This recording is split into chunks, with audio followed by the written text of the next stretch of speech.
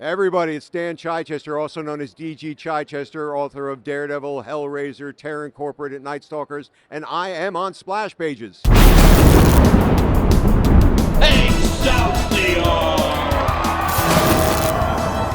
Hi, everybody. I'm Drew with Splash Pages, and we have a superb treat.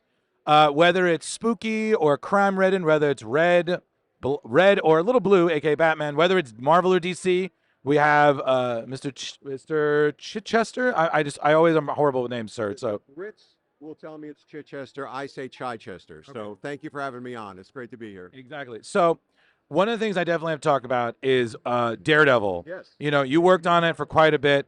You know, so regarding that, you know, this is the time when you have Daredevil is kind of he's blown up in more than ever. I mean, he's going to come back again with Born Again. You had the 3 great seasons on Netflix.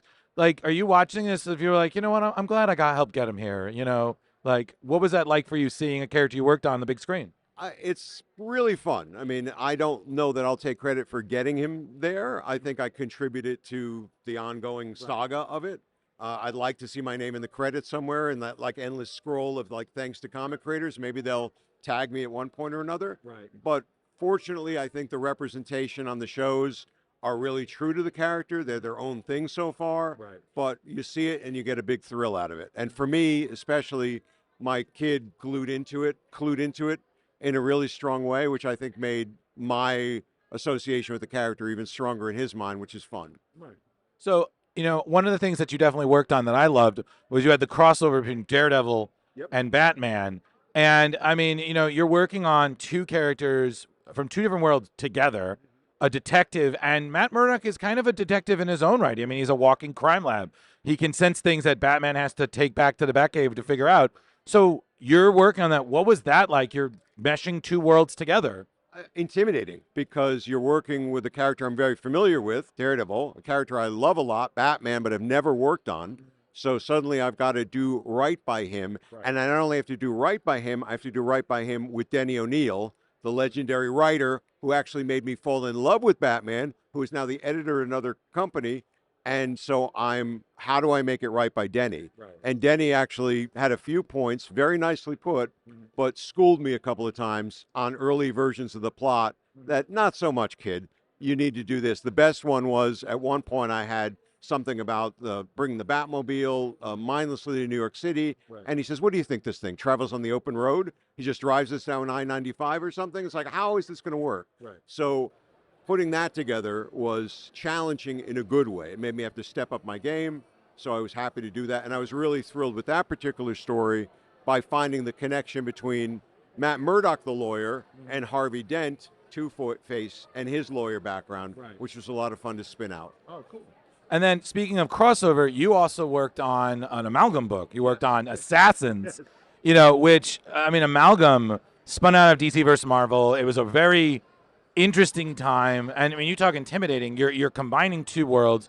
You're trying to make it work. Mm-hmm. And then you're working with Scott Daniel, who did some great work with Chuck Dixon on Nightwing. And then you've had that disposal, and, you know, you worked with him as well. And so it's just, what was that like? Did they come to you, or did you see it on a list? It was like, I want to do that one. What was that all like working in that Amalgam world? No, another great question. They came to us because they knew our familiarity with so many of the characters that they're going to mash together. Right. If people aren't familiar with Amalgam, they literally mash characters together. So you would combine the Kingpin and the Riddler, and he becomes the big question. And in our case, we were melding together Elektra and Daredevil and Catwoman and I'm forgetting the other one, Deadshot, I think. So what are these characters when you mash them together? So they fortunately approached us. So how do these new characters exist? The fun thing about it, one of the funnest things about it was we didn't have to care about anything in the sense that you just get to jump into the world as if it already exists. You don't have to explain anything. Right. And you get to end it on a cliffhanger, which you never have to figure out the ending to. So in that way, it was extraordinarily freeing. Right. And it was a fun experience to be part of it. And I can't tell you the number of times over the years people have come to me and said, what about more Amalgam stuff, which I'm not in control of. Right. But I think it was a little bit of a lost opportunity for Marvel and DC when they still could to maybe carry that on some. I mean, if someone said, we're bringing back Amalgam, do you want to do an Assassins miniseries? Are you like all in, or would you like, I don't know. Can you get Scott back on there? Because maybe.